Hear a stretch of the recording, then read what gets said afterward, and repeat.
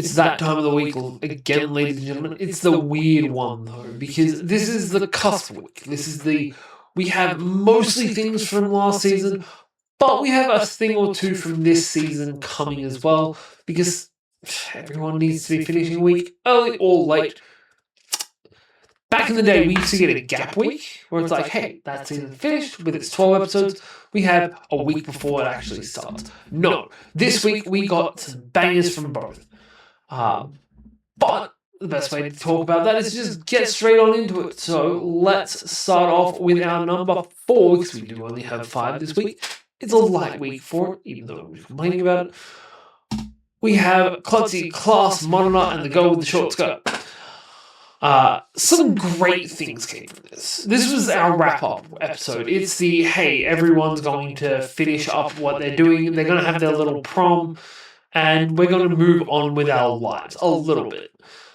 So our Vice Prez and Prez, who are just above me here, she's pushing for him to understand that, hey, the girl you're chasing after is actually me. I just like to dress up as a ghetto from time to time, mostly to mess with you. These two finally reconcile and discover that, hey, this was just a petty thing, but we both really wish that each other could have talked to each other. Our two right up in the top corner ended up realizing, hey, this probably is... Actually, they didn't realize shit. They kind of just came to a understanding that there's something going on-ish. But also, there was a really cute moment because he was going after the guy in the lab coat. And that's great. Who, mind you, the guy in the lab coat is his dad. But he was doing it because she gave him a card. And this is what everyone for the prom was meant to do, find the person on the card. That said, find a person in a white coat. While he was running off to find him, he gave her the white coat. And so he came back and found her, because she was now the person in the white coat. That was cute as hell. And the bookie people kind of got together, but it also had in subtitles that they realized very quickly that it was never going to work. I do love the fact, though, that our book dude right up the top got given essentially a swap vest with a book on each side, because whenever he's got books, he is in the lion mode. And they realize, hey, we can either keep you in a library or you can just put books on either side of you, and that will also make you stay in this mode constantly. In our number 3 slot, we got marriage toxin. And I'll be honest, I think this week we got more evidence that these two are going to be a thing. Because these two definitely deserve to be a thing. But also, fuck, I love Pinkie Pie. The pink-haired girl, just the hamster master. I love her so much.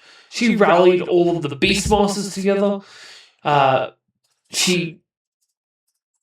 Which, honestly, it was kind of weird, because, like, the Beastmaster himself had the blood of all of these people's pets, or partners, and they came out and called for them, and it stopped his blood from working because the spirits of the animals weren't working inside of him anymore. Weird choice, but okay. On top of this, we had the Water Master coming in and fighting with our main guy-ish. Our main guy basically came to the realization of, hey, I'm going to have to actually poison this dude, otherwise this is never going to work out for us. And he does eventually get there, but it does one of those great anime tropes of we're going to make the villain look overpowered as all hell, and then the moment he tries to outspeed the main character is just going to be behind him because he's that fast. You gotta love the classics.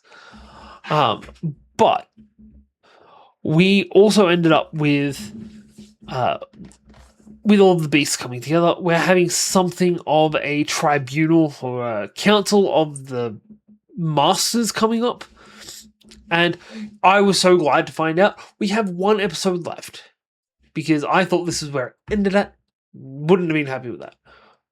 All right, moving right on to our number 2, we have Ridiculous Reincarnation, which I'm so glad I started watching this. This is the most insane show I've ever seen, though. But he got his happy world. He got to go to a world, he got to skip the 5,000-year queue and become a hero. Because the other gods were forcing him to, because he was constantly messing with their worlds. But it turned out the creator god is actually her dad. And her dad sent him down to try and give her emotions again. Because we got revealed a few weeks ago that he is actually her dog that she saved, reincarnated into a human. So this is no longer a romantic or a feely thing. This is a dog going back to its master. Which, honestly, that sums up their relationship pretty well. But there's also another force that was making why we needed her to get emotions back, and it was going to destroy the multiverse, or this multiverse at the very least. And she did finally get to express emotions when he was about to die, but also he remembered her his entire life and just wanted to go back to her. He was living the good life, the good ending story, but he still just wanted to get back to the goddess. And I'm so glad that these other gods got put in their place. I'm so glad that she came out and actually went full destruction goddess. And I love the fact that she gives her dad shit. It's great fun. I'm so upset this is actually ending. Also, her dad was the one writing the cues on this guy. Love that too. But in our number one slot for this week, this is our one thing that came from next season, which is Neko to Ryu, which is the cat and the dragon. This is the story of the cat dragon, which is this guy right here, who is raised by Mama Kate Sith, who is over here, a little bit further over here. Sorry, I'm having trouble pointing. That one, over there. Mama Kate Sith is a magic cat. Magic cat gets to... They cast lightning from their tails, and she was teaching the other cats in her litter, and just as they were all coming in to suckle, an egg hatched underneath her dragon. But this is the story of a dragon that was raised by cats and is now raising cats in turn. And it has a great moment of him being told by the spirits that he's not a cat, and he's just like, what? No, I'm just a cat with wings, which honestly kind of becomes eventually. But the whole premise of it is, or at the very least the first episode, is that the humans were hunting Kate Siths, which is the magic cat race, for their fur. And the dragon came to the human town or city or whatever you want to call it and burnt the shit out of a lot of it.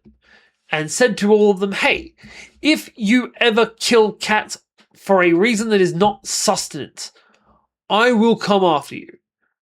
And I love the fact that he's like, yeah, we all got to eat. Fair cop if you're here to eat. But if you're just here to skin my family, then we're going to have issues. But inevitably, a prince ends up befriending a cat when everyone's told as soon as a cat is seen, they'll be taken back to the forest. And this cat actually turns out to be part of his family. I don't think... No, we cannot see him in this picture. But that cat helps teach the prince magic. The prince then eventually shares it around his entire country.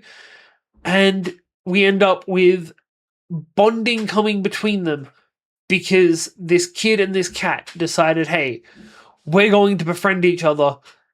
And the cat decided, hey, I'm going to teach him magic because he's absolutely useless and needs as much help as he can get.